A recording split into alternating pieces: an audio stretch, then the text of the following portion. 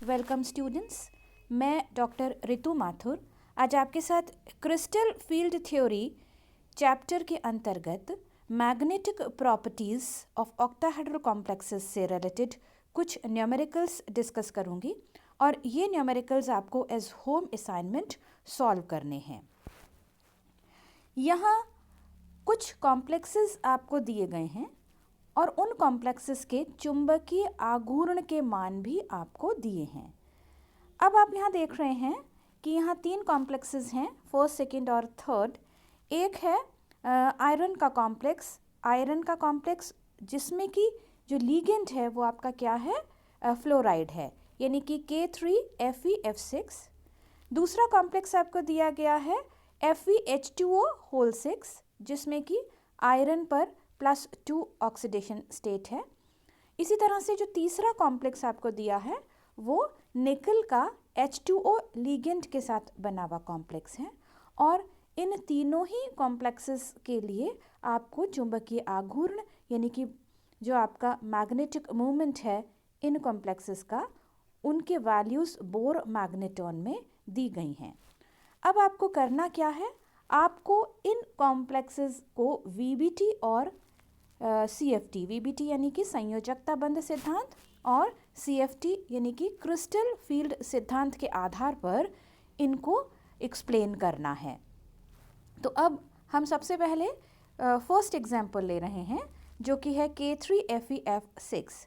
अब आपको ये मालूम है कि अगर हमें किसी कॉम्प्लेक्स का चुंबकीय आघूर्ण दिया जाए तो हम इस formula mu is equal to √n into n+2 में चुंबकीय आघूर्ण म्यू के वैल्यू रख करके नंबर ऑफ अनपेयर्ड इलेक्ट्रॉन्स उस मेटल के पास उस कॉम्प्लेक्स में कितने हैं ये कैलकुलेट कर सकते हैं।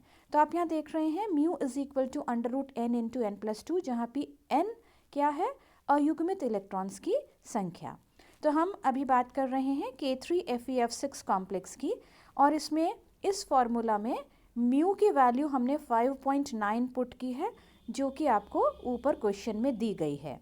और अब अगर हम इसको कैलकुलेट करते हैं, calculation n² + 2n - 34.81 is equal to 0, आपने ये एक इक्वेशन इससे बना ली और इस इक्वेशन को जब हम सॉल्व करते हैं तो हमें n की 2 वैल्यूज़ दिखती हैं। आप यहाँ नीचे देख रहे हैं, एक n की वैल्यू आ रही है नेगेटिव -13.97/2 यानी कि लगभग -14/2 और दूसरी आ रही है 9.97/2 यानी कि यहाँ पर n की 2 वैल्यूज़ आएंगी, एक पॉजिटिव आएगी और एक नेगेटिव आएगी।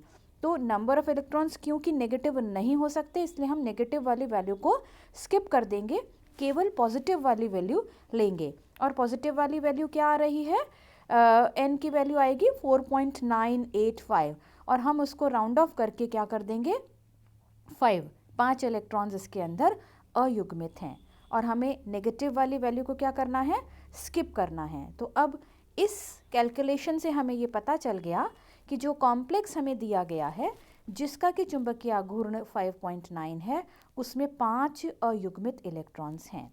अब इस कॉम्प्लेक्स में क्या है, कॉम्प्लेक्स FeF6-3 क्योंकि जो पूरा ऊपर आपको कॉम्प्लेक्स लिखा दिया है वो है K3FeF6।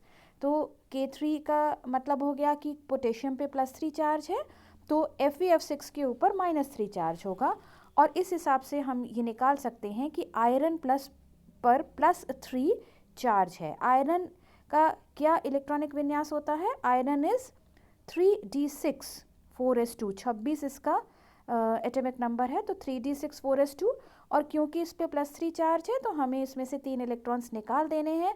तो जो शेष बचता है इलेक्ट्रॉनिक विन्यास वो क्या बचता है, 3d5।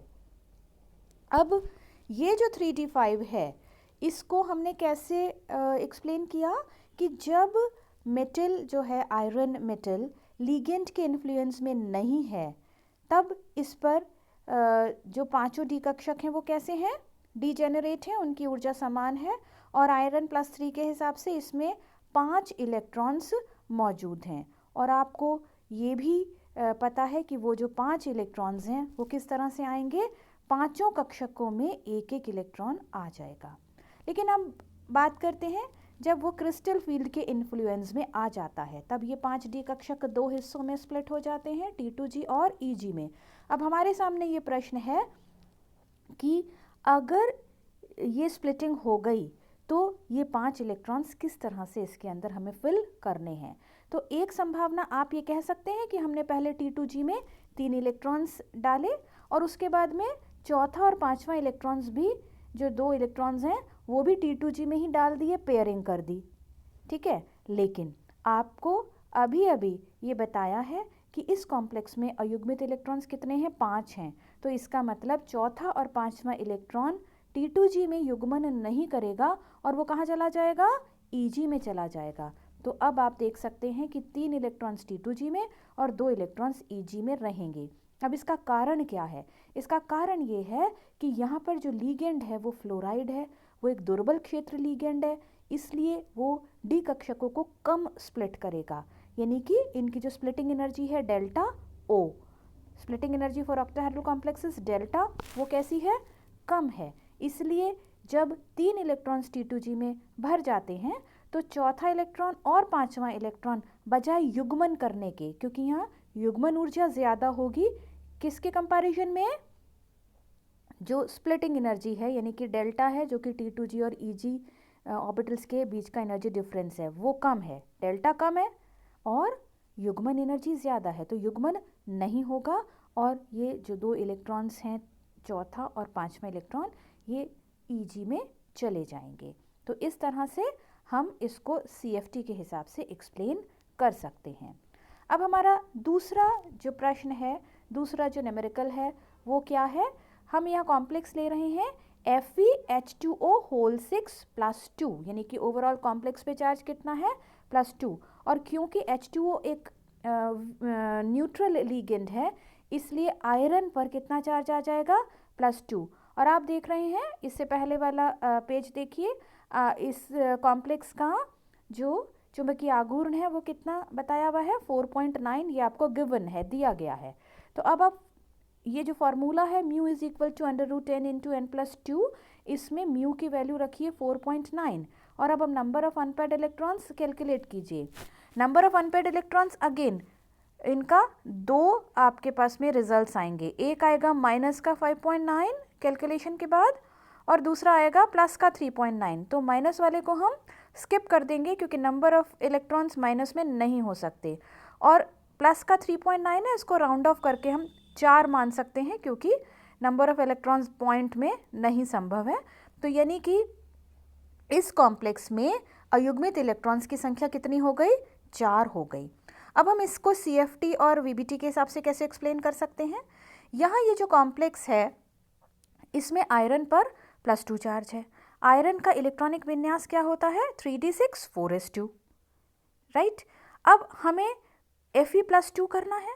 Fe+2 करने के लिए क्या है कि जो 2 इलेक्ट्रॉन्स 4s के हैं उनको बाहर हटा दीजिए, तो शेष क्या बच जाएगा, 3d6। तो इलेक्ट्रॉनिक विन्यास इज 3d6, जबकि अनपेयर्ड इलेक्ट्रॉन्स कितने होने चाहिए, 4, वो हम ऑलरेडी कैलकुलेट कर चुके हैं।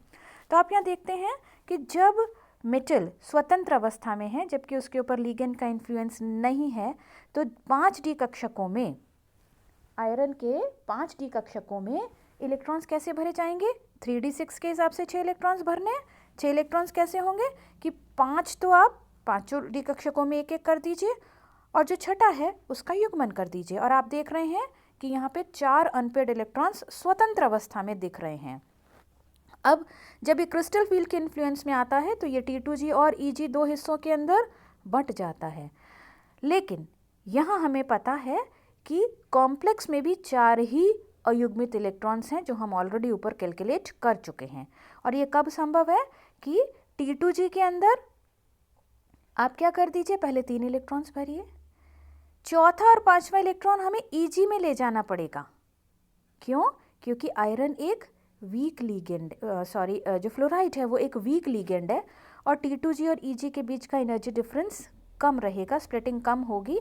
तो पहले 3 इलेक्ट्रॉन्स T2G में भरिए, चौथा और पांचवा इलेक्ट्रॉन EG में जाएगा। अब छठा कहाँ आएगा, छठे को तो युग्मन करना ही है, तो जब वो युग्मन करेगा तो कहाँ करेगा, लोअर एनर्जी वाले पर करेगा, यानी कि T2G पर करेगा।